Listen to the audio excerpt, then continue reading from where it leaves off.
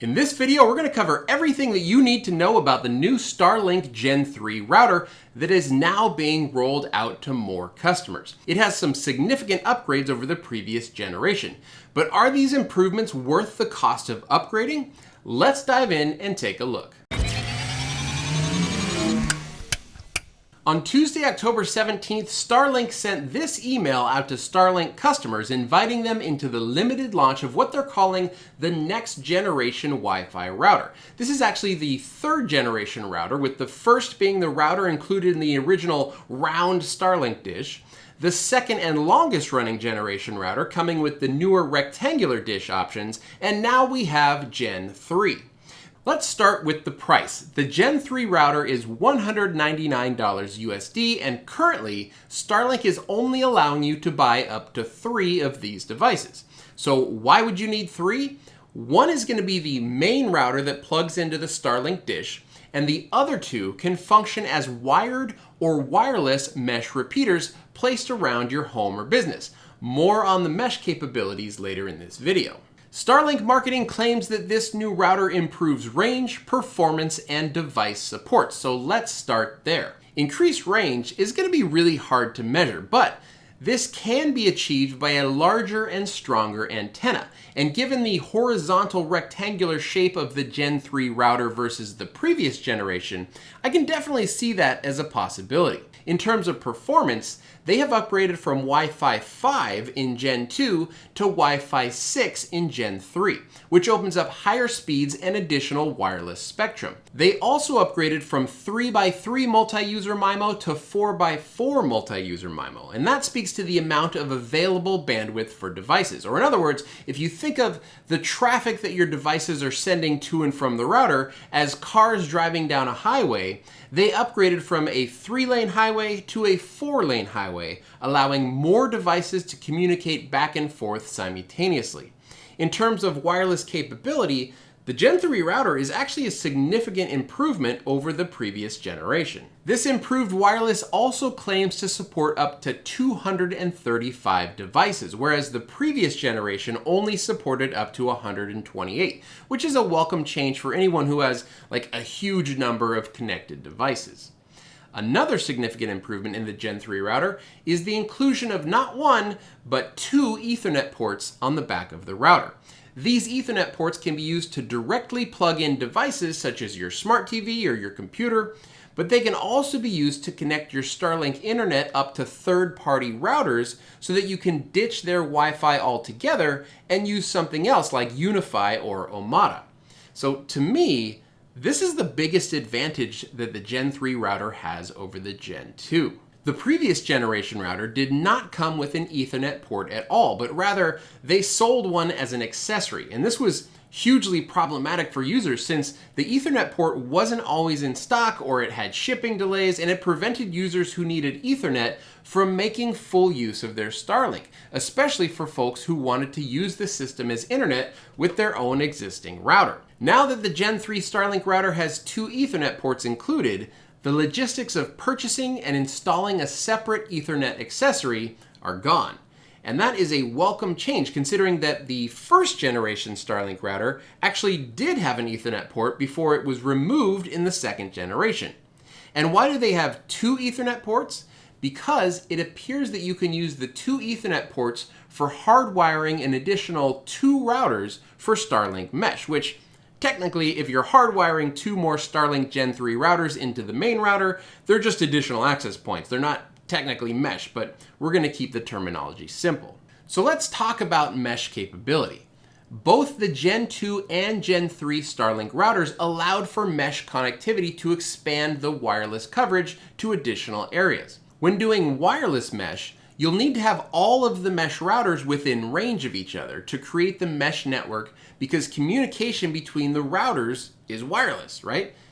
Given the increased performance of the Gen 3 router, I'm assuming that the additional mesh nodes can actually be placed a little bit further away from each other compared to the Gen 2, but there's nothing in the documentation that specifically mentions that.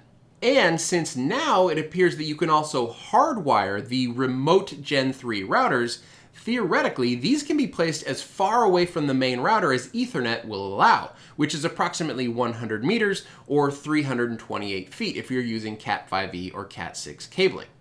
If you're planning on running multiple Starlink routers, I would personally recommend trying to hardwire them together for the best possible performance. The nice thing, of course, is that you can hardwire 2 mesh access points to the main unit with the dual Ethernet ports, which was not an option on the Gen 2 router, even if you had the Ethernet accessory. A couple of more things about the mesh capabilities. First, it does appear that you can mesh both Gen 2 and Gen 3 routers to the new Gen 3 router. So if you already have a Gen 3 router and then you upgrade and purchase a Gen 3, the old router can still be used as a mesh node, but just keep in mind that it's Wi-Fi 5, right? So performance isn't going to be as good as devices that are connected to that mesh wireless access point. And also, Starlink is limiting the sales of the Gen 3 routers to a maximum of 3 at the moment. But there is a note in the mesh placement tips that more than 3 mesh nodes can decrease mesh performance. So while you can only buy 3 of the Gen 3 routers, it does appear that you can actually mesh more than that. But of course, I would personally argue that if you're in need of wireless coverage beyond those 3 mesh nodes, you should probably just upgrade to different wireless access points that are more robust and configurable than what Starlink is providing. The only other upgrade that I noticed with the Gen 3 router is that the environmental rating increased from IP54 to IP56, meaning that the new version is slightly more weather resistant, though it is still only recommended for indoor use. On to the million-dollar question. Is the Gen 3 router worth it? If you are a brand new Starlink user, then no question you should get this Gen 3 router. It is a significant upgrade over the Gen 2.